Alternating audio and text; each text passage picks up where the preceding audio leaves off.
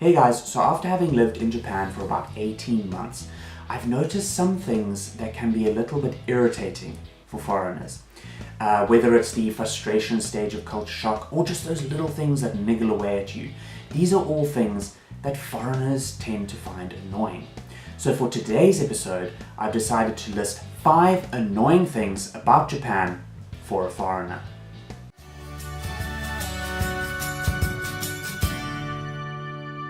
Number 1. Now while Japanese food is really delicious and there is a wide variety of it, nothing can beat a lekker buri roll and some good old biltong.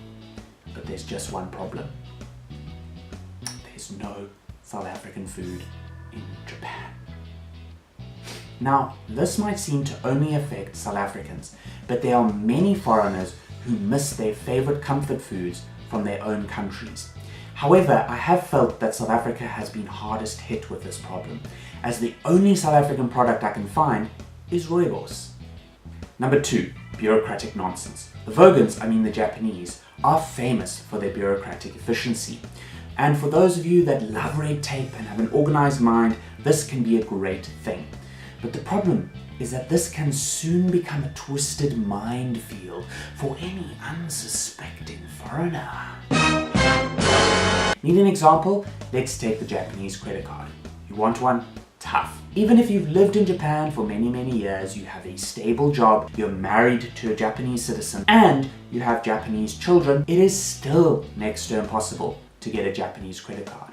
But why would you want one? Well, it just makes life more easy. For example, cell phone contracts. You need a credit card so that you can get a cell phone contract, which, by the way, lasts 2 years. At least these are all from the major cell phone companies. So it can be a bit frustrating, all this red tape to get around. Luckily there are ways to get around it, and there are foreigner-friendly companies that you can go to and get nice, good deals on cell phone contracts. Number 3, the sheer amount of plastic. Hey, you bought a bottle of water. Here's a plastic bag. You got a stick of gum? Oh, well, here's another plastic bag. Oh, you got a few groceries? Well, here's a ton of plastic bags. Yes, in Japan they use so much plastic. It is crazy.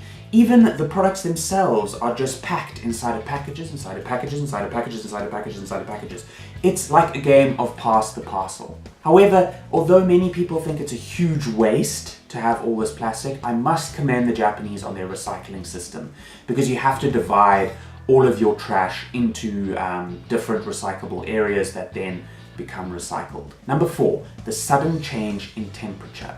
Now, summers in Japan are exceptionally humid, but you can always escape this humidity with the air-conditioned trains and office buildings. But you still long for the coolness of autumn and spring, and perhaps even winter. But there's just one problem. You see, as early as October, the trains start blasting the heat.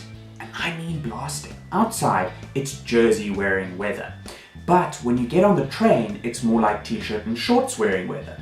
And of course, you don't want to strip down to your skivvies every time you get onto the train. So you leave your jersey on and you sweat. But what happens to sweat when you go outside into the cold wind? That's right, it freezes. And it becomes freezing cold. Luckily in winter this is bearable, because outside is really cold and it is nice to come into a warm train. But in autumn and spring it can be quite frustrating. And finally we come to the number 1 gaijin complaint in Japan. That's right, it's number 5, the disbelieving people of Japan. You see, if you are a foreign-looking foreigner, well then there's just absolutely no way that you can speak Japanese. Even if you studied in a Japanese university or you've lived in Japan your entire life, if you go up to someone in Japan and you speak in fluent Japanese to them, they might freak out and respond in simplified Japanese or in broken English. If you are a Japanese-looking foreigner, then you kind of have the reverse problem, where everybody expects you to speak Japanese. There's just absolutely no way that you don't speak Japanese. Now, of course, this is a big problem in many countries.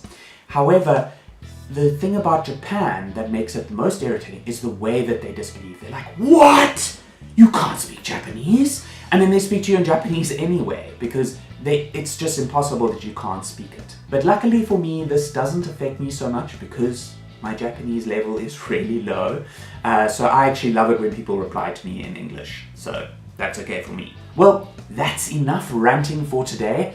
Of course, you can see that I can sometimes channel my bitter gaijin.